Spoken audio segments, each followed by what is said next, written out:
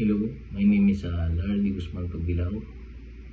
Thank you for the opportunity to discuss the CNC milling operator position. I am a college undergrad with almost 10 years experience in CNC milling operator. During my time in automotive precision technology, I was responsible to loading and unloading materials and to operating according to program instruction. As a CNC milling operator,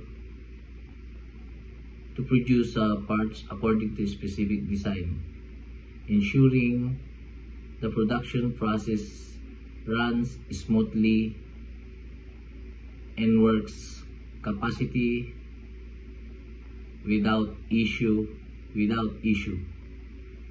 and to ensure by 100 checking of gauges, visual checking, and I want to go abroad to work and to help my family and to support them.